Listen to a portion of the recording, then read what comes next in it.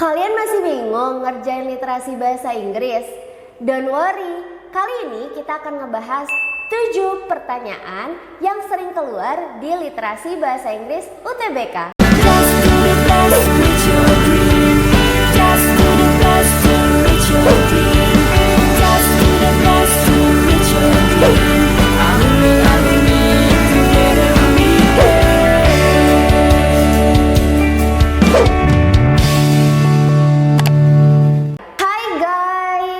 Welcome back to GP Media Channel dengan aku Miss Nisa yang kali ini ngebahas tentang 7 pertanyaan literasi bahasa Inggris yang sering banget keluar di UTBK.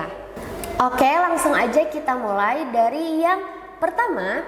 Pertama yang sering banget keluar di literasi bahasa Inggris adalah vocabulary atau kosakata. Nah, jadi bagi kalian yang masih minim banget nih kosakatanya dalam bahasa Inggris, mulai dari sekarang, coba kalian latihan vocabulary atau kosakata bahasa Inggris yang banyak ya. Karena vocabulary atau kosakata ini sering banget nih keluar di materi literasi bahasa Inggris UTBK ini. Biasanya apa sih pertanyaan yang mengandung unsur vocabulary-nya itu? Oke, yang pertama pertanyaannya yaitu the word in bold has the same meaning as.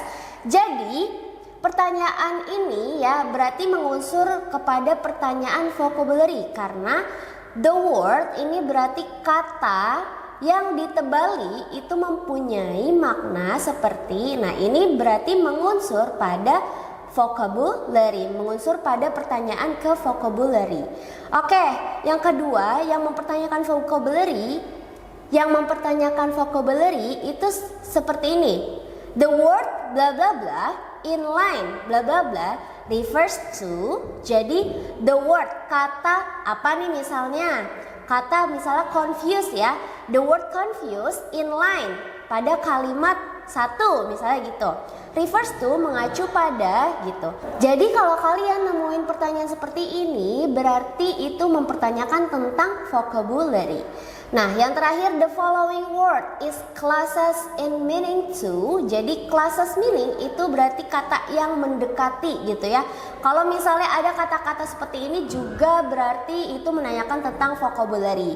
Nah, kalau pertanyaannya closest meaning itu dia tidak apa, artinya tidak sama. Yang penting itu mendekati, artinya ya misalnya pembengkakan sama dengan peradangan, nah seperti itu. Jadi nggak sama banget artinya dengan yang ditanyakan di kalimat, tapi itu mendekati artinya, seperti itu ya.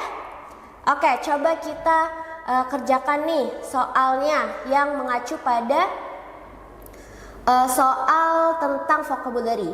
Di sini kita nggak perlu baca lagi teksnya, tapi langsung aja nih ke pertanyaannya. Kalau kita baca teksnya itu sangat minim waktu ya di UTBK. Jadi kita langsung aja ke pertanyaannya dulu baru ke teksnya gitu ya. Di sini pertanyaannya the word should in paragraph 2 in the passage is closest meaning to. Nah, oke. Berarti kata should pada paragraf 2 di teks ya, passage adalah teks, di teks closest meaning berarti yang mendekati itu artinya apa? Pada kalimat should. Oke. Di sini paragraf 2 sudah digaris bawahi ya kalimat should. Oke, kita langsung artiin aja. Should memiliki arti yaitu menenangkan.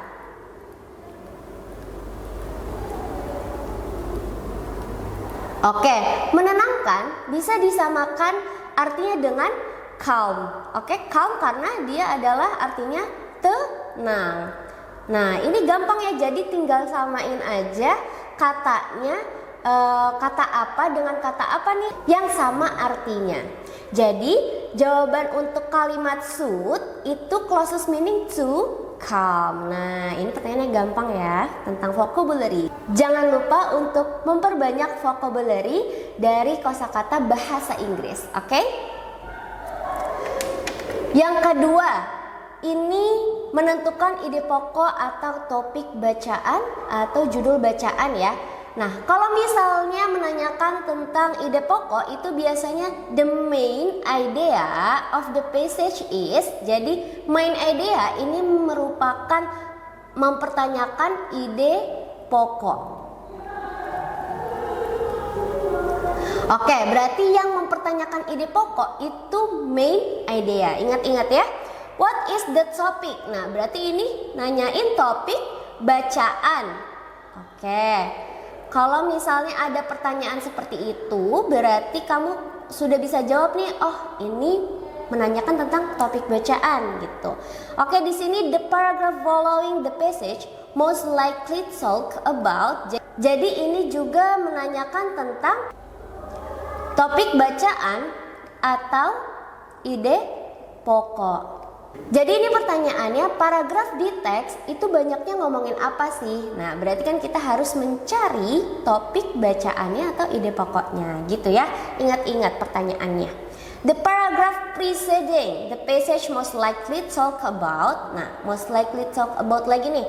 Kalau misalnya ini mempertanyakan preceding, berarti kita langsung ke awal paragraf. Awal paragraf dan awal kalimat ya. Karena ini menanyakan tentang sebelum awal kalimat itu dia harusnya tuh ngomongin apa gitu. Jadi ingat-ingat kalau ada preceding berarti misalnya lagi ngomongin mental health. Nah, mental health itu sebelumnya harusnya ngebahas apa gitu. Jadi kalau ada kalimat preceding itu langsung aja ke kalimat awal dan awal paragraf gitu ya. Oke, coba kita kerjain nih salah satunya yaitu tentang ide pokok ya. What is the main idea of the text? Nah, tadi ingat kata aku apa? Baca dulu soalnya lalu ke teks. Oke, ini nanyain main idea yaitu ide pokok. Dia ini ngomongin apa sih? Kita baca secara ringkas ya, scanning. Dia ngomongin TikTok's recommendation. Nah, biar ringkas lagi, kita coba cocokkan ya. Kalau misalnya main idea ini, kita coba ke pilihan yang A. TikTok recommendation system perfect. Kita coba ke pilihan yang A. TikTok's recommendation system is perfect. Perfect.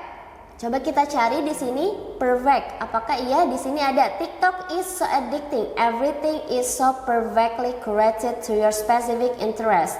It's hard to put the phone down once you're sucked in. However, TikTok recommendation algorithm still has its own flaws that the company brings up in its new blog post. Jadi di sini katanya emang TikTok itu sangat addicting gitu. Di sini emang nyatain kalau TikTok itu ngebuat addicting atau kecanduan ya. Dan semuanya itu si TikTok ini perfect, tapi dilihat juga di sini dia nyebutin ada flaws-nya, ada kekurangannya gitu. Apa sih kekurangannya? Dia bilang kekurangannya itu nih, challenges-nya itu ya, atau kekurangannya itu adalah ada filter bubble dan ada mana ya? Dan ada isunya ini atau kekurangannya juga ya, bagian dari kekurangan yaitu ada shadow ban. Ada shadow ban. Nah, ini walaupun TikTok itu perfect, tetapi dia ini mempunyai kekurangan, flaws. Oke, berarti pilihan A itu bukan the main idea-nya.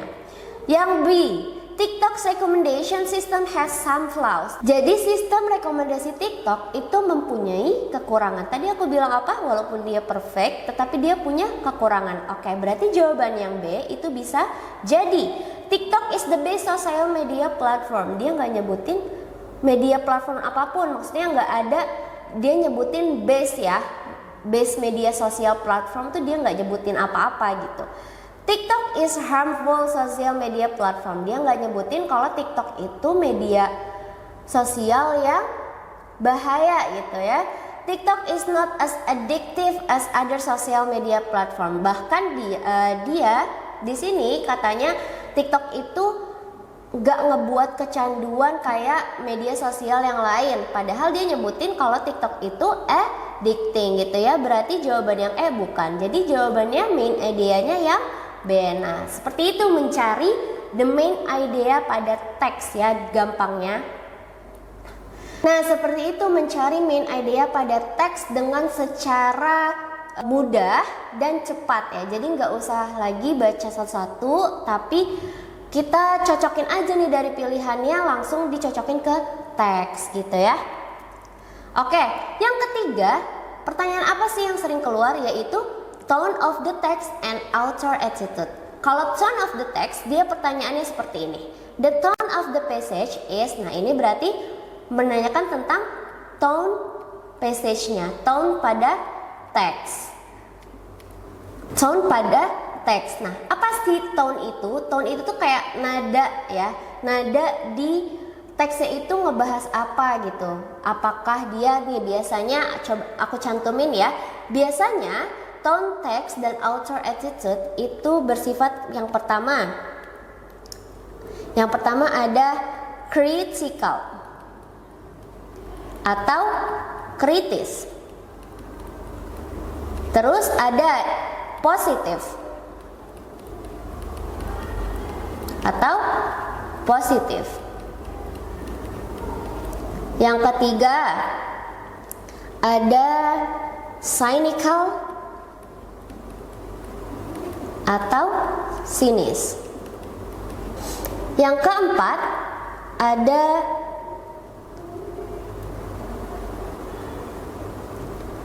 concern atau khawatir. Yang kelima itu ada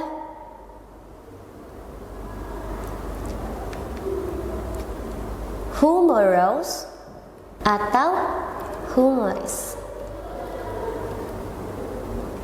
Yang keenam ada sarcastic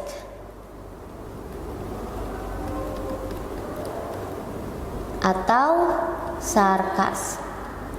Nah, ini aku spill sedikit yang sering banget dia menjadi tone of the text atau author attitude. Jadi 6 ini yang sering banget dijadikan author attitude atau tone of passage ya. Oke, kita lanjut. Yang menanyakan author attitude itu dia seperti ini ya pertanyaannya. The author attitude toward the topic blah blah blah in the passage is. Jadi apa sih sikap si penulis pada topik ya, toward the topic, pada topik apa, misalnya COVID-19 misalnya gitu ya. Apakah dia itu kritis, positif gitu. Oh ya, ada juga yang bodo amat gitu ya.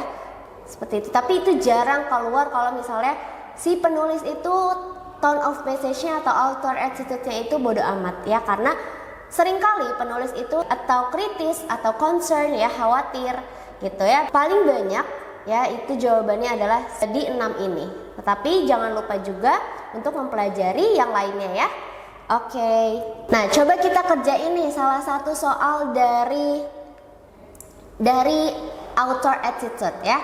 What is the writer attitude like toward deforestation? Oke, kita keywordnya apa? Deforestation. Deforestation di sini ada di paragraf pertama. Oke, coba kita cari di paragraf pertama, ada di sini deforestation. Kita baca ya.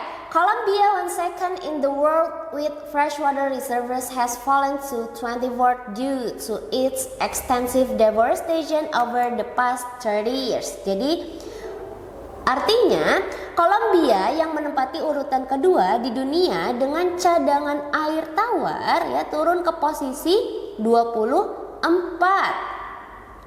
karena penggundulan hutan, deforestation, karena penggundulan hutan yang luas selama 30 hari terakhir gitu. Oke, kenapa sih kita cari langsung ke deforestation? Karena dia nanyain tentang sikap penulis terhadap deforestation atau terhadap penggundulan hutan. Makanya kita nyari langsung ke keywordsnya yaitu deforestation biar kita tahu apa sih sikap si penulis itu. Oke, di sini aja dia udah mulai ngebahas tentang Kolombia itu turun ya, berarti dia sangat sedih gitu ya kalau misalnya si Kolombia ini turun ke peringkat 24 karena adanya penggundulan hutan selama 30 tahun. Oke, kita cari lagi nih.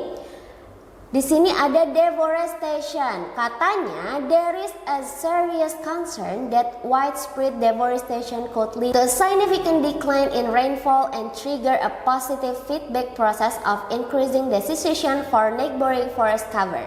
Jadi di sini tuh ada kekhawatiran yang serius ke si penggundulan hutan yang luas itu menyebabkan penurunan curah hujan yang signifikan dan memicu proses umpan balik positif yang meningkatkan kekeringan pada tutupan hutan di sekitarnya. Oke, berarti di sini udah jelas ya sikap si penulis itu concern, dia khawatir terhadap penggundulan hutan ini. Jadi jawabannya mana? Yang concern. Nah, seperti itu ya cara jawab pertanyaan tentang tone of passage atau the author attitude toward. Oke, yang keempat itu tentang simpulan bacaan atau simpulan paragraf. Pertanyaannya seperti apa? Which of the following best summarize? We may conclude that the text and it can be invert. Nah, berarti kalau kalian nemuin summarize, conclude, invert, berarti dia nanyain tentang simpulan bacaan atau simpulan paragraf. Oke, kita baca nih base summarize-nya. Berarti dia ini mempertanyakan kesimpulan yang kalau kesimpulan itu kan dia sedikit tetapi semuanya gitu ya, mencangkup semuanya. Oke, di sini tentang apa sih? Dia tentang climate change ya. Climate change has become a global concern. Jadi dia ini adalah khawatiran publik gitu ya si climate change ini karena human activities, particularly the burning of fossil fuels, deforestation and industrial activities are contributing significantly to the increase in greenhouse gases in the atmosphere. Oke, berarti ini tentang si climate change ya yang disebabkan oleh penggundulan hutan dan aktivitas industri. Yang apa sih? Coba kita ke bagian kedua. Apakah ada? Oke, kita langsung ke paragraf kedua karena kita udah dapet nih informasi di paragraf pertama. Government around the world are taking action to address climate change. Jadi dia ini solusi.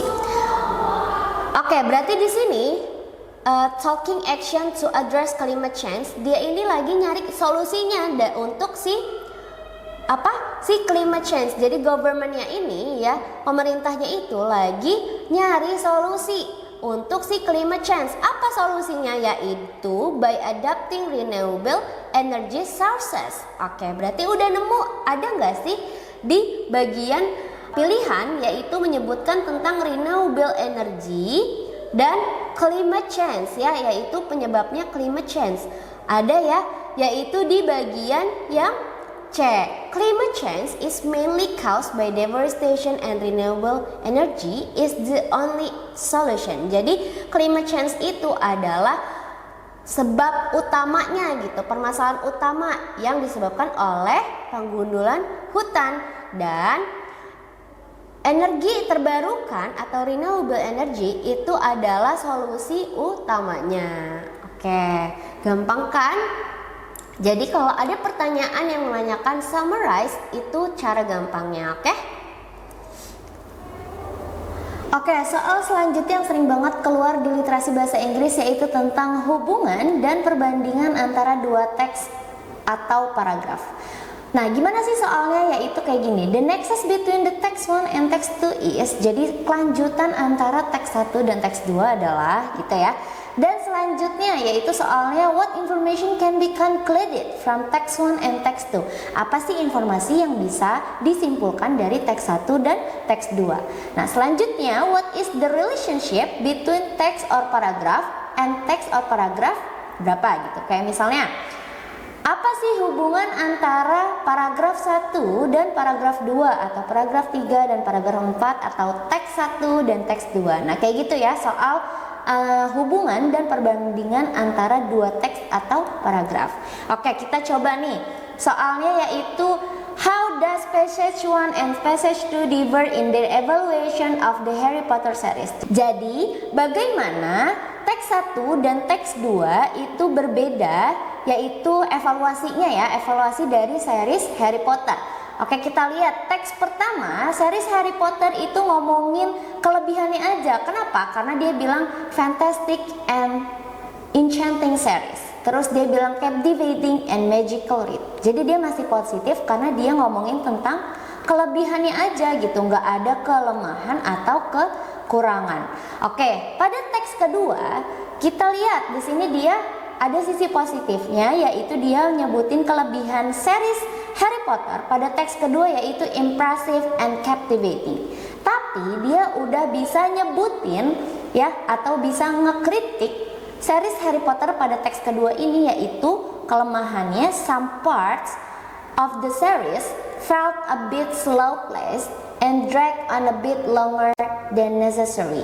Oke, jadi series Harry Potter pada teks kedua dia nyebutin sisi positif dan mengkritik series Harry Potternya, yaitu dengan mengkritiknya tentang kelemahannya, yaitu series Harry Potter lebih lama dan lebih panjang daripada biasanya gitu. Jadi bisa kita simpulkan evaluasinya pada teks 1 dan teks 2, yaitu teks 1 masih positif dan teks 2 udah menginclude kritik. Oke, jadi jawabannya yang B. Nah, seperti itu cara ngerjain soal yang menanyakan perbandingan antara dua teks atau dua paragraf gitu ya. Oke, next yaitu ada soal maksud dan tujuan penulis. Kalau kalian nemuin soal tentang purpose, berarti dia nanyain tentang maksud atau tujuan penulis ya.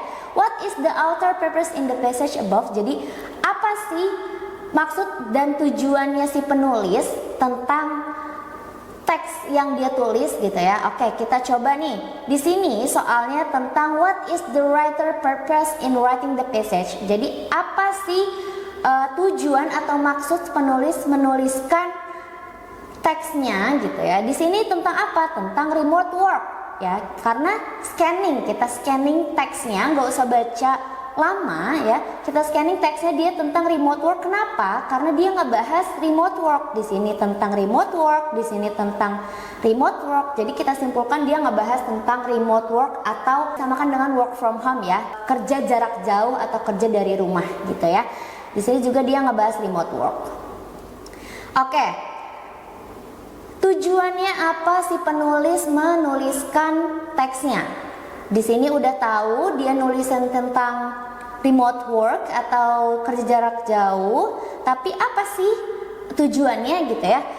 Di sini coba kita lihat, while this shift has provided greater flexibility and convenience for worker, it has also introduced several challenges. Oke, challenges.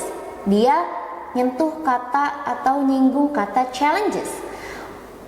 Artinya yaitu walaupun ya atau meskipun perubahan ini telah memberikan fleksibilitas dan kemudahan yang besar bagi pekerja for workers, tapi juga ini menimbulkan beberapa tantangan ya, challenges. Nah, dari kata while this shift has provided greater flexibility and convenience for workers, itu bisa diartikan dia sebagai benefit ya, tapi dia juga mempunyai tantangan gitu. Apa sih benefitnya? Di sini ada, on the other hand, remote work has also been associated with increased productivity for some workers. Jadi pekerjaan remote work, pekerjaan jarak jauh itu juga dikaitkan dengan peningkatan produktivitas bagi sebagian pekerja. Nah, ini bagian dari benefit.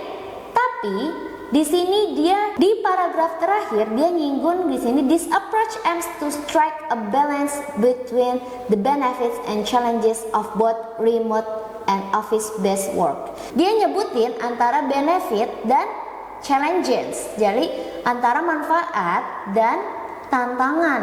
Nah, berarti udah bisa kita ambil ya, yaitu si penulis dia maksud dan tujuannya mendiskusikan tentang benefits and challenges-nya dari si remote work. Jadi jawabannya adalah yaitu to discuss the benefit and challenges of remote work. Gampang kan? Jadi gitu caranya kalau misalnya ada soal atau pertanyaannya yang menanyakan maksud dan tujuan si penulis. Oke, pertanyaan yang terakhir yang sering banget keluar di literasi Bahasa Inggris UTBK, yaitu informasi spesifik bacaan. Ini kalau misalnya kalian nemuin pertanyaan-pertanyaan ini ya, nih yang which of the following is not true. Is not true berarti yang nggak benar ya. Jadi pada pilihan manakah yang nggak benar jawabannya sesuai dengan teks gitu. Oke, kalau misalnya yang kedua not mention berarti yang tidak disebutkan.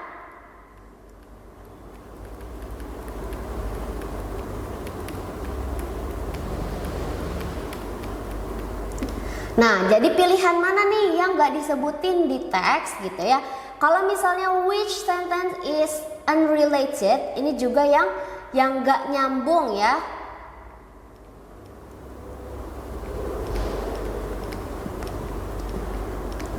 Jadi kalau nemuin pertanyaan seperti ini, mana sih kalimat yang nggak nyambung gitu. Misalnya pada paragraf pertama gitu ya. Terus misalnya pada paragraf pertama gitu ya, jadi langsung aja nih sentensnya kalimat berapa di paragraf pertama yang gak nyambung gitu ya.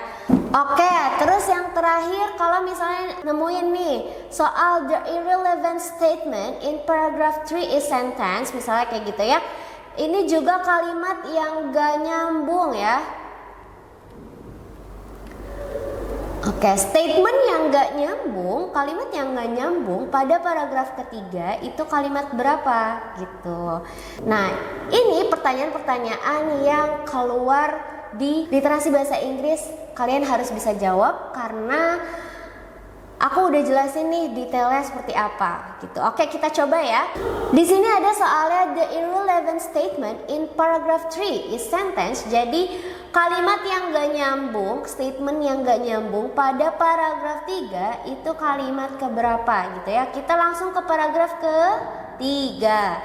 Paragraf ketiga, this is in addition, sport make a person experience a good quality of breathing. Oke, di sini berarti tentang sport ya.